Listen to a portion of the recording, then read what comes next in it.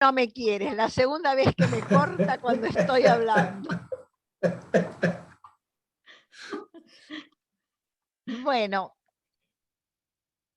no, quería simplemente Sí, decir sí. que cuando estamos en presencia de imágenes, parece que somos nosotros los que hacemos la interpretación de esa imagen conforme a un parámetro interpretativo de lo visual que se transforma en lenguaje, y ahí, bueno, digamos, empiezan las dudas hasta qué punto eso es válido como interpretación del texto, para transformar una imagen en un texto, que más o menos sería la idea. Bueno, eso era lo que quería preguntar más concretamente, ¿no? Sí. Más que la figura, estoy de acuerdo que alguien que tenga diversos tipos de obras es difícil, más o menos equivalentes, es diversamente catalogable. Me refería a la obra, ¿no? A la obra en sí, y sobre todo que parece que son como dos hermenéuticas diferentes, ¿no? Una de las cuales pareciera ser más vidriosa que la otra. Toda interpretación tiene sus bemoles, pero parece que la interpretación de imágenes es más complicada. Eso era lo que preguntaba. Sí, sí, sí, sí, de acuerdo, totalmente de acuerdo. Sí, hay en algunos textos, en el de Matilde, que se presentan muchas veces en los relatos de las visiones, pero no solo en el relato de las visiones, también en otras imágenes simbólicas que requieren de un ejercicio hermenéutico que ella como autora no desarrolla. Ahora, por ejemplo, en el caso de Hadewig, ella, cuando presenta las visiones, dice cómo tienen que ser interpretadas. Ella explica cada símbolo. Acá apareció, bueno, no sé, no me acuerdo un ejemplo para dar, pero ella misma nos dice cómo tenemos que entender cada una de las imágenes, de las visiones o de los sueños que tuvo. Entonces también ahí lo que quiero decir es que también tenemos que hacer como algunas diferencias, me parece, porque en algunos casos las imágenes vienen acompañadas de su propia hermenéutica y en otros no. Pero sí, coincido con la apreciación de que... Parece que si el autor lo explica, bueno, la imagen es un adorno, diríamos, un complemento, ¿no? O una ayuda visual para concentrarse en la oración.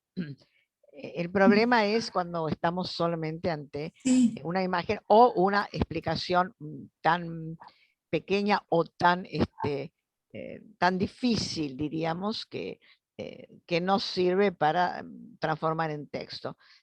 Sí, sí, eso era lo que... coincido en que hay casos en los que hay explicación y yo personalmente creo que en ese caso ya no podríamos hablar, como decían estas personas, como dice este criterio, de una obra visionaria, porque está explicada lingüísticamente, ¿no? Me parece que ahí hay que darle prioridad al lenguaje textual y no a la imagen. Pero bueno, es una idea mía, no es que la pueda defender a rajatabla, es una idea. no, no, clarísimo, me parece que sí, va a un punto crucial en estos textos. Sí. Ah, Gracias. muy bien, muchas gracias. Una preguntita, profesora. Llamó mi atención una frase suya. Matilde es una de las más femeninas de su época. ¿Y por qué es una mujer tan femenina, distinta de las otras? Sí, eso en realidad es una cita de von Balthasar, que él escribe un prólogo a una de las traducciones que se hizo al alemán actual de la obra de Matilde. Es muy lindo el prólogo porque empieza con una... Ay, perdón que tengo tendencia a hablar bajo. Empieza con una de mucha indignación porque empieza von Balthasar diciendo, no, es inadmisible que durante tantos siglos los filólogos no se hayan dedicado a estudiar este que es el más bello texto conservado de la mística medieval. Él hace una defensa de Matilde muy marcada por toda esta cantidad que hay en la obra de Matilde, para mí es un rasgo diferencial, no digo exclusivo, pero diferencial de otras obras, en relación a la sensorialidad, a la corporeidad, la vivencia corporal de la unión con la divinidad, el rescate del cuerpo, en el libro sexto, donde ella se reconcilia con el cuerpo sea una voz más en la obra, porque el cuerpo le habla al alma, y el alma le habla al cuerpo.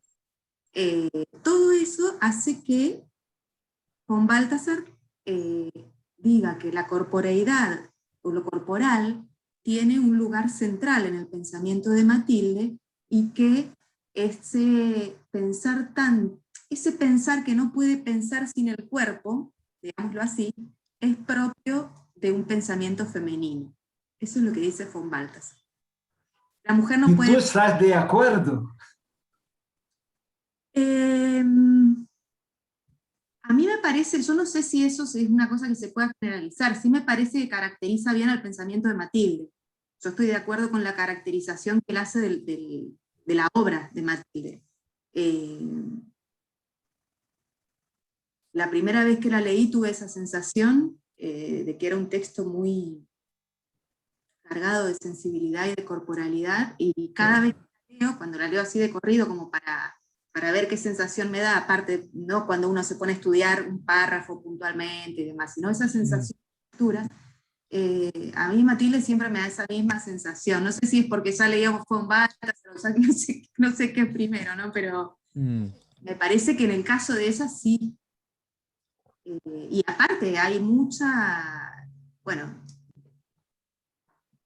está David también, pero en Matilde es muy marcada la cuestión de la imagen de la novia y de la imagen nupcial, de amor nupcial. Habla del encuentro en la cama, hay muchas imágenes de ese estilo. No sé si respondo o bueno, más o menos. Sí, muy interesante, muy interesante. Bueno, si no hay más ninguna pregunta, paso ahora finalmente para a professora... Luisa. Ah, sí, Luisa. Una cosa pequeña, yo quería volver a lo que se habló antes, respecto de la interpretación. Me parece que si no lo he entendido mal, todas esas tesis de Ricoeur respecto de la manera como el texto, la obra textual, se independiza del autor, y la idea de Heidegger del paso atrás que es necesario hacer, hace que la interpretación que el autor haga de su obra escrita, y mucho más de la imagen, es una, pero no es la interpretación. La idea de estos autores me parece, y creo que es muy válida, es la de que ellos quisieron decir tal cosa, pero una vez dicho, eso de alguna manera pasa a decir cosas que no quisieron decir y que otros descubren. Por ejemplo, es una experiencia muy frecuente, yo que uso mucho películas en la docencia, es muy frecuente con ese tipo de obras tan complejas, dramáticas, donde de repente después uno descubre que el director dice, no, yo quería hacer tal cosa, y digo, caramba, pero aparecieron millones de otras. Ricard, por ejemplo, dice que de alguna manera no es cierto que el pasado está cerrado, porque la memoria recupera cosas que estuvieron como esperanzas en el pasado y que no han sido cumplidas. Entonces, de alguna manera, este pasado es revivificado de una manera que ni siquiera los autores lo habían visto, ¿no? Y se me ocurre que con las imágenes esto debe ser todavía mucho más amplio, ¿no? Porque la imagen, por lo que tiene de no oral, de no puesta en palabras, debe ser una mina de riquezas a interpretar que no se acaba con lo que diga el autor, ¿no? Me parece, no sé si estarías de acuerdo, Carolina, con eso. Sí, gracias, Luisa. Sí, me parece que sí, que tenemos en la interpretación que hace la autora, digo la autora porque en este caso son mujeres, de sus propias imágenes, pero por supuesto que bueno, que hay otras hermenéuticas posibles e incluso disímiles. Sí, sí, te agradezco mucho el comentario. Te agradezco porque... Yo quisiera decir que me parece que son dos cosas diferentes. Cuando un autor hace una interpretación de su texto o de su imagen, eso es pensamiento del autor y tiene que ser estudiado como pensamiento del autor. Que además haya otras interpretaciones que enriquezcan, por supuesto, nadie lo niega, puede ser la interpretación de una película, de una obra, es lo que hacemos todos cuando miramos un cuadro, cada uno da una idea y si somos 10 podemos dar 10 ideas diferentes. Sin embargo, no podríamos decir válidamente que esa es la interpretación del cuadro, de acuerdo, pero por otra parte tampoco podríamos decir que mi interpretación es exactamente lo mismo que la del autor, porque el autor evidentemente está relacionado con el cuadro de una manera diferente porque es el autor y yo soy un espectador. Y me parece que en el caso de la mística o de la visión pasa lo mismo.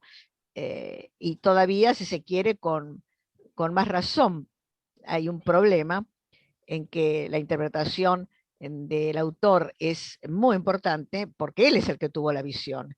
Mientras que cuando yo miro un cuadro, yo miro lo mismo que mira el autor y lo mismo que mira Luisa o que mira Ricardo, pero la visión ha sido única del autor. Entonces, la interpretación que él da de la forma como él pintó o imaginó o puso en el papel y en el color su visión es muy diferente que la que puede tener otro intérprete. Creo que son dos cosas diferentes, ¿no? Y acá creo que nos tenemos que reducir a los datos que tenemos del autor. Todo lo demás, por supuesto, es muy interesante, pero no hace a una historia, a un tema, digamos, de estudio del autor. Podemos naturalmente hablar de las interpretaciones que otros han dado, lo hacemos con cualquier filósofo, ¿no? Hablamos de las interpretaciones de Aristóteles, de las interpretaciones de Heidegger, de las interpretaciones de Descartes, y las estudiamos, pero las estudiamos como interpretaciones. Siempre tenemos que volver al texto del autor, y yo creo que en ese sentido, eh, con la imagen pasa lo mismo. Lo que yo quería decir es que creo que cuando un místico visionario explica su visión, la transforma en texto, y entonces eh, hay una labor menos que nos toca como estudiosos, porque tenemos que asumir el texto, o sea, la interpretación de lo que quiso decir su imagen. No tenemos derecho a modificarla en virtud de las interpretaciones que nosotros querramos dar. O sea, creo que la hermenéutica gadameriana tiene también su límite en el sentido de que el pasado puede ser reinterpretado, pero sigue siendo pasado, o sea, sigue siendo algo positivo, diferente de nuestro presente, ¿no? Ahí es donde yo veo en la cuestión que quise plantear acerca de los estudios sobre mística, que cada vez se están complicando más. Creo que cada vez nos exigen más a los medievalistas, a los medievalistas de filosofía, asumir lo que hacen otros medievalistas, ¿no? Para estar de acuerdo o no, pero asumirlo como un tema a considerar. Eso es lo que yo quería decir con respecto a las imágenes, ¿no? A mí me gustaría, si puedo, algo breve agregar. Coincido con lo que dijo, en mucho de lo que dijo Luisa, y coincido con lo que estaba diciendo Celina. Me parece que hay una diferencia en cuando se refiere a una visión, ¿no? Como el caso de Hildegarda, yo estaba pensando y ella misma explicando sus visiones, pero también recuerdo algo que siempre me decía Francesc Fortuny, ¿no?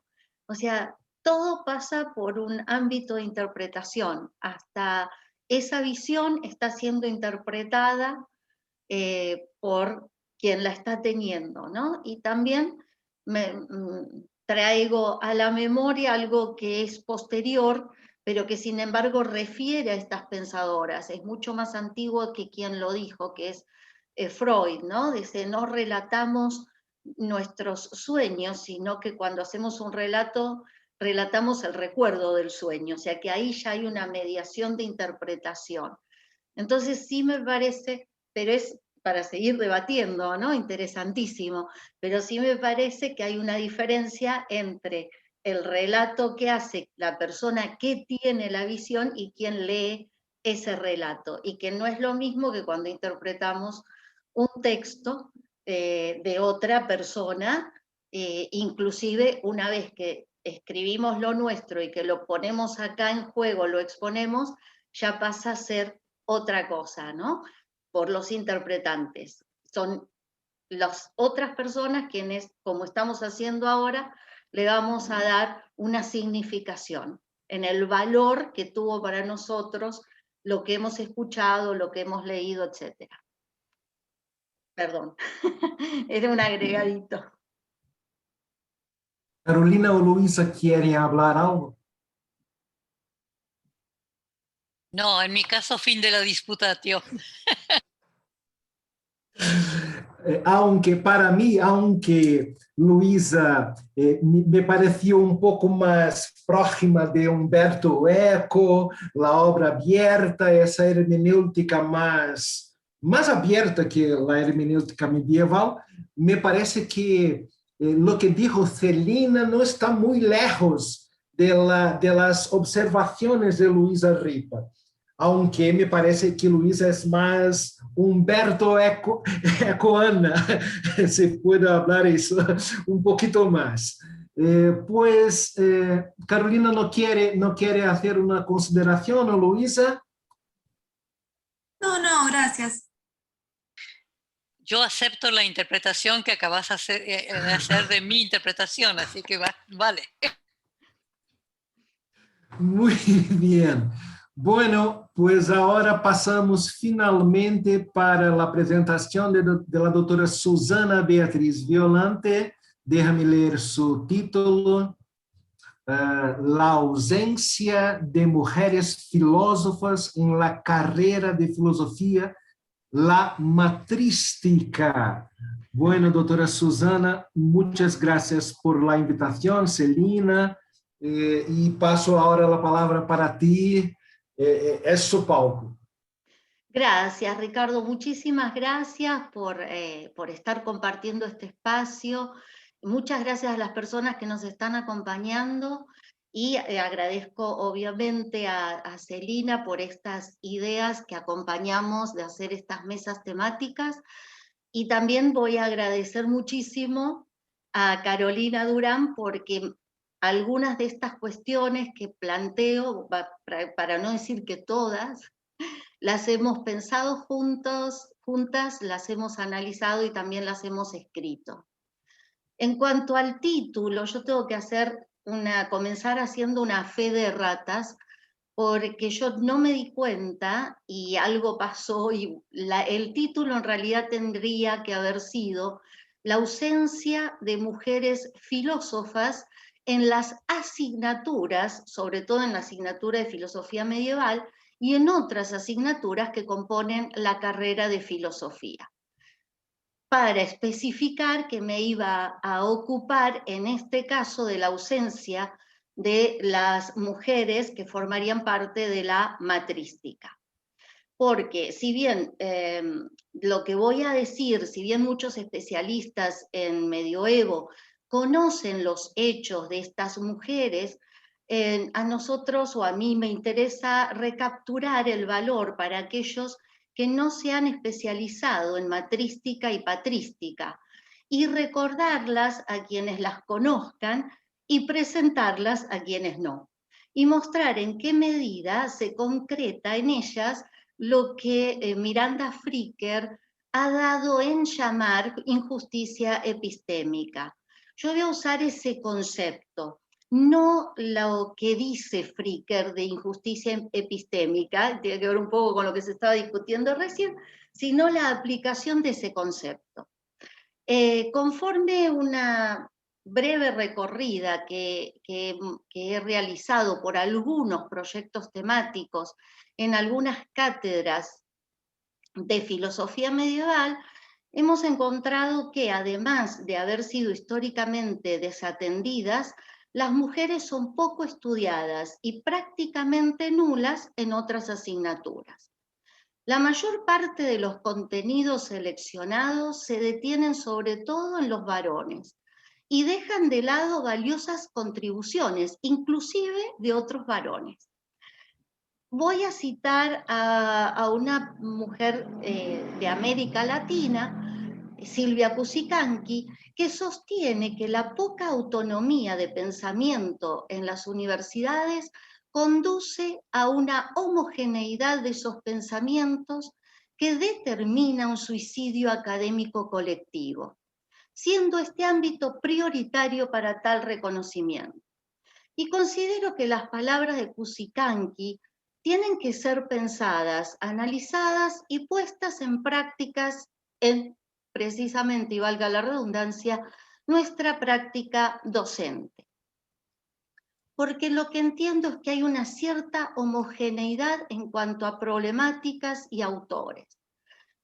Para el intercongreso que se realizó en 2020, yo presenté un trabajo titulado, tomado de una película, Ellos no son nuestros maestros, en relación con algunos nombres de personas, de filósofos, cuyos pensamientos habría que seguir, se nos han impuesto históricamente, porque representarían el pensar con sentido, el pensar argumentado, el pensar valioso, porque a esas personas se las considera o bien cargadas de verdades o bien que se acercan a ellas.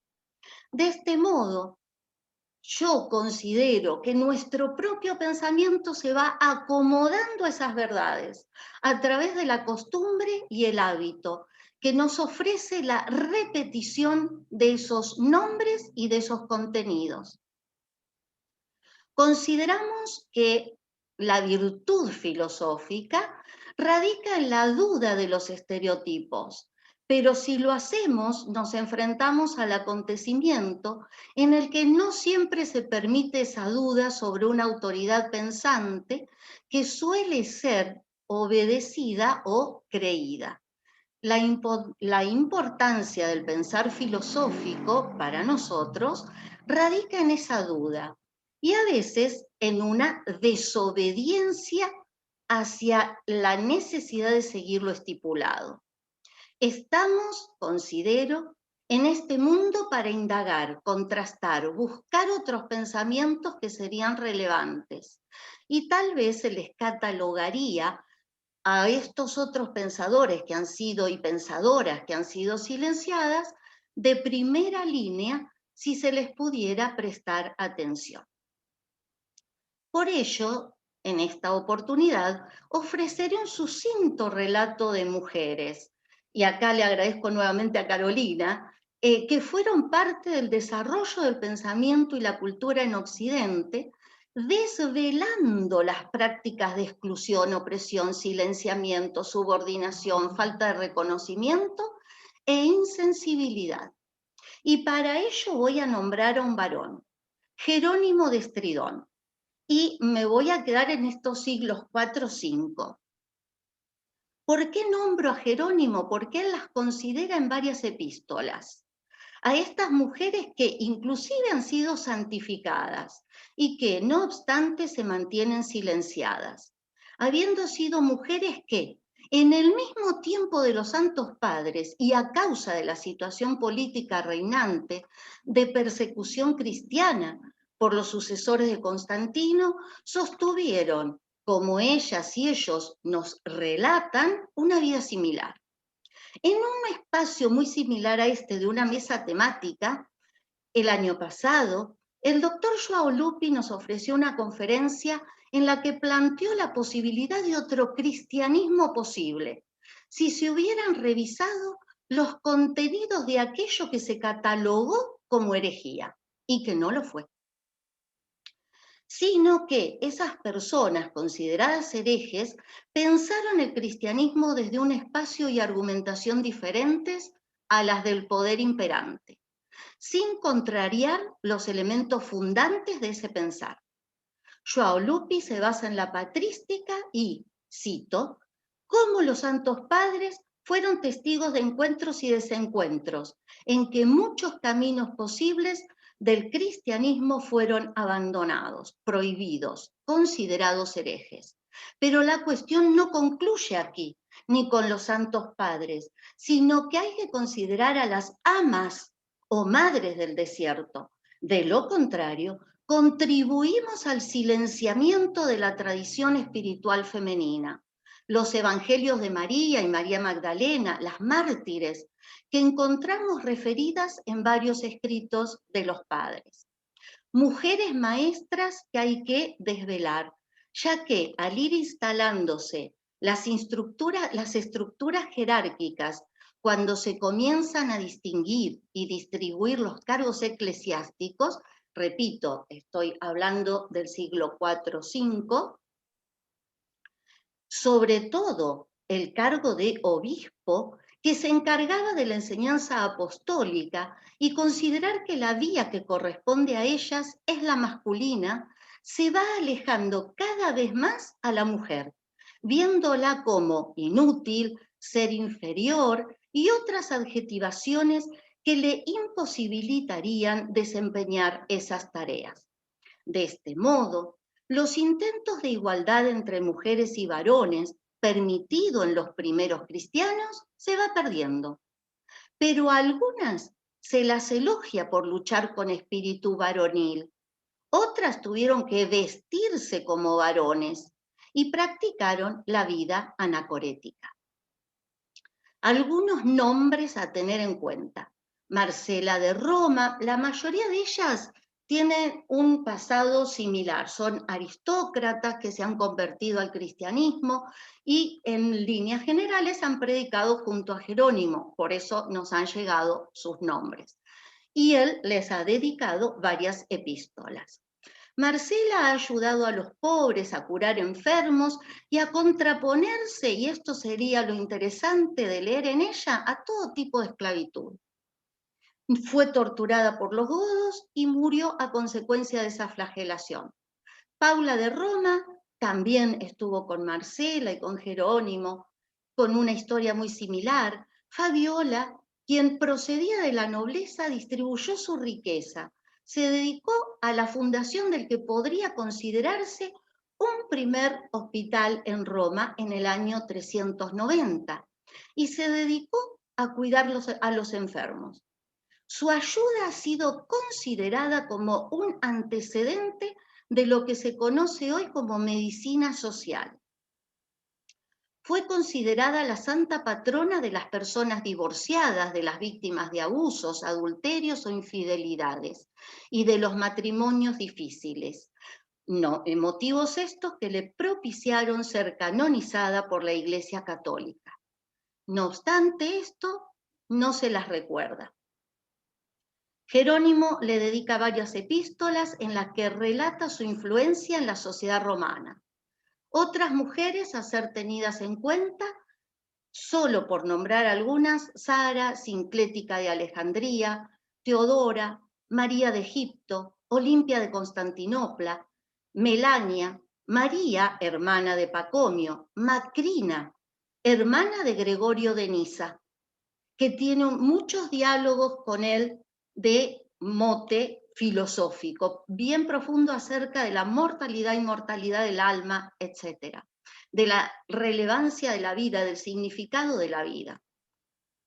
En el siglo IV, la emperatriz Helena, esposa del emperador Constancio, a quien se atribuye el haber descubierto la cruz de la crucifixión de Cristo, redescubre los lugares santos y da comienzo a los viajes de peregrinos.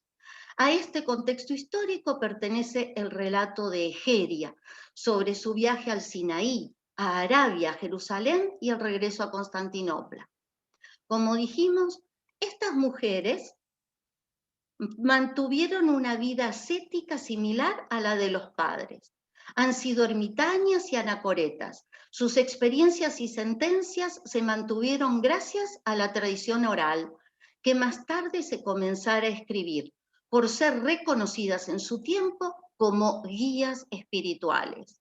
Y como propuso el doctor Lupi, ellas tienen mucho que decir en nuestro conflictivo espacio de vida y en relación con nuestros cuestionamientos, ya que de este modo se abre con este silenciamiento, ignorancia o negación o olvido la cuestión, como llamó Fricker, de una injusticia testimonial. No usamos sus testimonios, no usamos sus documentos, no utilizamos sus escritos. También una injusticia epistémica, como que ellas pueden darnos menos conocimiento o poseían menos conocimiento que los varones. Y también hermenéutica, como se estaba debatiendo.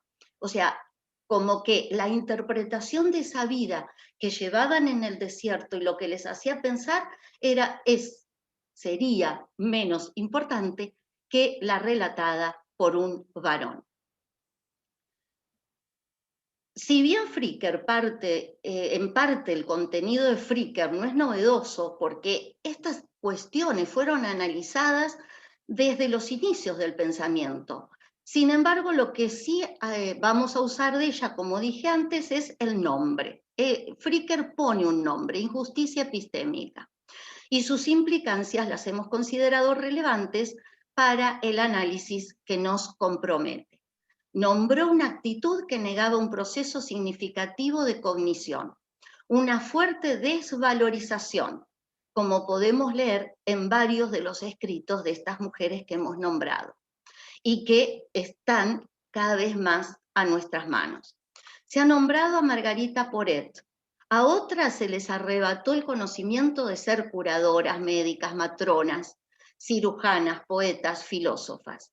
La libertad y la autonomía fue priorizada por estas mujeres para amedrentar el miedo y las amenazas. El valor del conocimiento fue y continúa siendo puesto en querella al gestar más y más prejuiciosas verdades en las que pocas personas se introducen para desarmarlas. ¿Quiénes hablan? ¿Quiénes escuchan? ¿Cómo se va constituyendo la autoridad?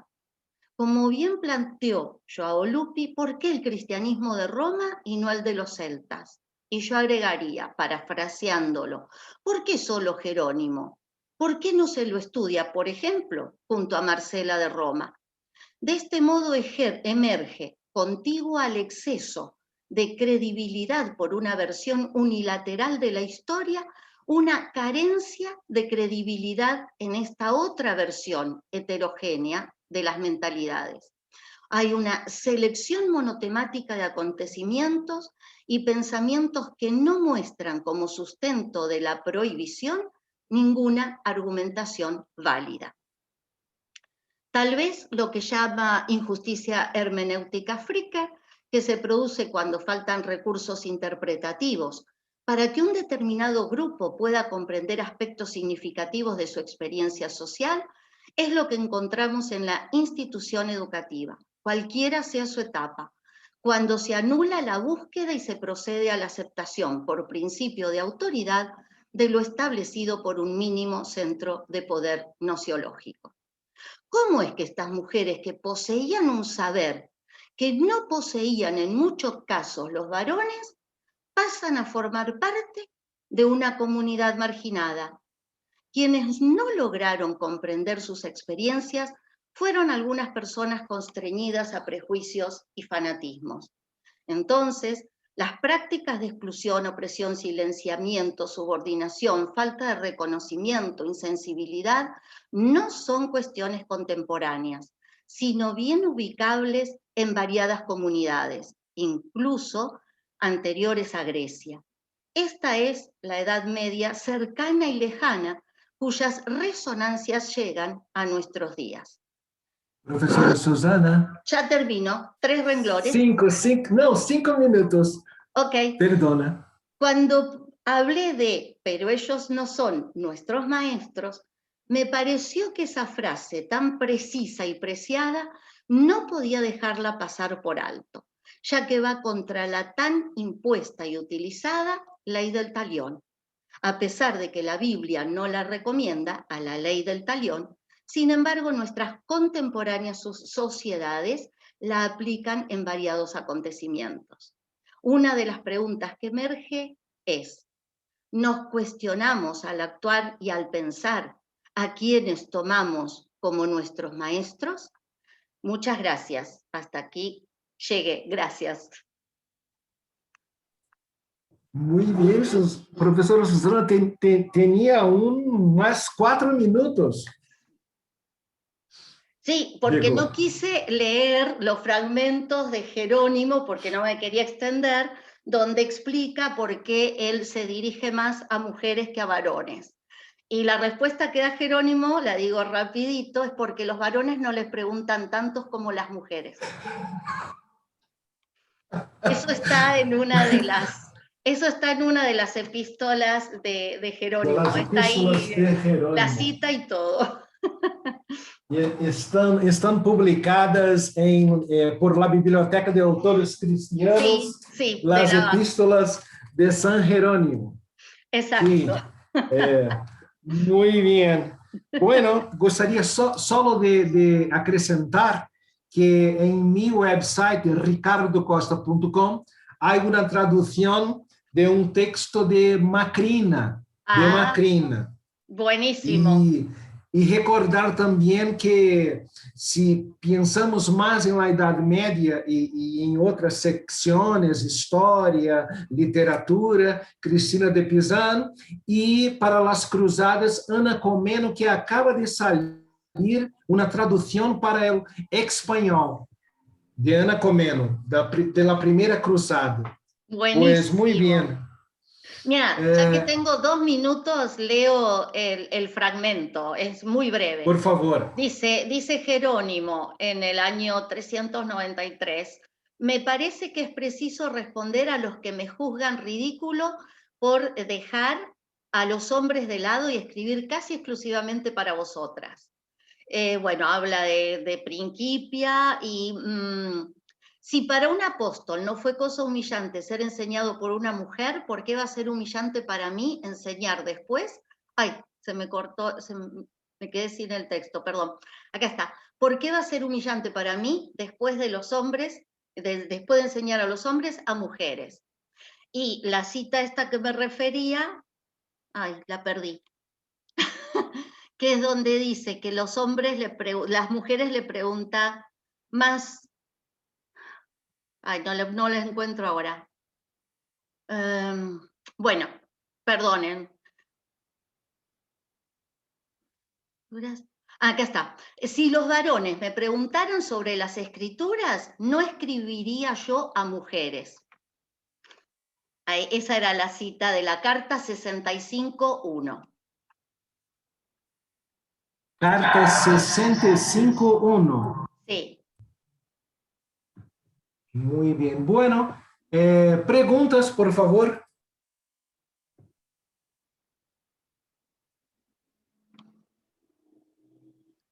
Sí, yo tengo una, pero no sé si...